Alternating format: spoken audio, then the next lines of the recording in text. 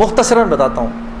میری South Africa کی تشکیل تھی, پیچھے والدہ کی طبیعت بہت خراب ہو گئی, مجھے بھائی نے بولا جنید بھائی آ جائیں واپس کیونکہ امی جا رہی ہیں, امی نے اب نہیں رکنا.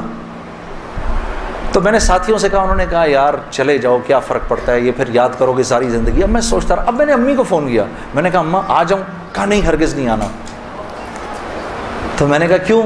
تو کہنے لگی اگر میرا انتقال ہوا تو میں کتنی خوش قسمت ہوں کہ میں اللہ کو بتاؤں گی کہ جب میرا انتقال ہوا تو میرا بیٹا تیرے راستے میں تھا, تو تم مت آؤ, مجھے کچھ نہیں ہوگا, اور اگر ہو گیا تو اس کو اللہ کی مرضی سمجھ رہا, بس میرے لیے تم دعا کرنا.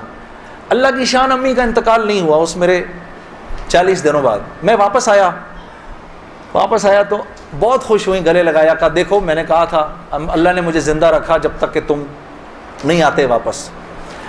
پھر میری حضرات نے 10 دن کی اور تشکیل کر دی کینیڈا کی.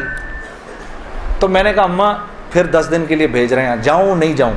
نہیں چلے جاؤ نا, تو بالکل ٹھیک ہوں. میں نے کہا جی ٹھیک ہے.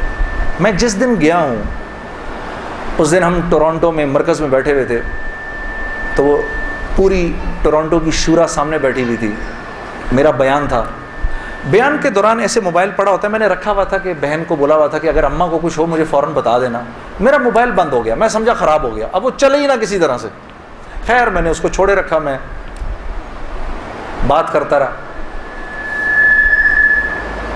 اس کو نہ چھیڑیں, پر چھوڑ دیں اس کو. تو میں نے اس وقت جب میں عشاء کی نماز پہ کھڑا ہوا تو پیچھے سے ساتھیوں نے آ کے بتایا کہ والدہ کا انتقال ہو گیا. میں نے بہن کو فون کیا, کیا ہوا؟ کہتی ہے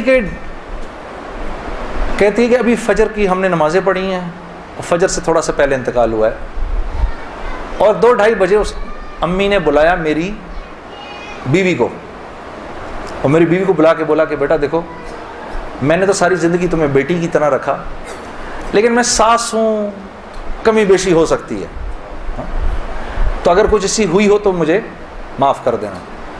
تو میری وائف نے کہا امی آپ کیسی باتیں کر رہی ہیں, مجھے تو کبھی خیال بھی نہیں آیا اس بات کا. ہاں آپ نے مجھے اس سے کم سمجھا ہی نہیں. پھر میری بہن سے کہا کہ تم بیٹا مجھے لگتا ہے میں آج چلی جاؤں گی, مجھے سورہ یاسین سناؤ. تو میری بہن نے ان کو سورہ یاسین سنائی. تو میری بہن کہتی ہے کہ آنکھیں بند کر کے لیٹ گئیں اور مجھ سے کہا کہ اب سورہ رحمان سناؤ. تو سورہ رحمان پڑھتے پڑھتے میری امی نے آنکھیں کھولیں, اور آنکھیں کھول کے میری بہن سے کہا کہ منیزہ یہ دیکھو یہ کس قدر ایک حسین عورت تمہارے ساتھ کھڑی ہوئی ہے,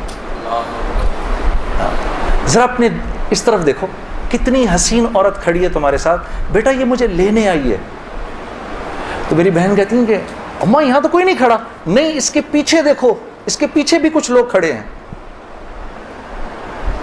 تو میری بہن کہتی ہے کہ میں نے کہا اماں تو چلیں پھر کلمہ پڑھیں, پھر آپ کے جانے کا وقت ہے. کہا اپنے ابا کو بلاؤ جلدی سے.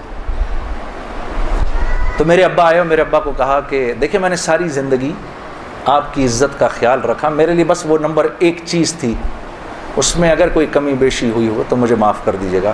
میں اب جا رہی ہوں. کلمہ پڑھا اور آنکھیں بند کر لی, بس اس طرح گئیں وہ. اللہ پاک ہر عورت کو ایسے جانے کی توفیق عطا فرمائے دنیا سے. ہمیں سب کو اللہ پاک ایک خوبصورت موت عطا فرمائے کہ ہم دنیا میں ایک خوبصورت موت ہی تو کمانے آئے ہیں. ہاں کہ جب ہم یہاں سے جائیں, میری اللہ سے دعا ہے یا اللہ اس مجمع میں جتنے مرد اور عورت بیٹھے ہیں جب اس دنیا سے جائیں تو یا اللہ وہ ان کی زندگی کا سب سے خوبصورت دن ہو.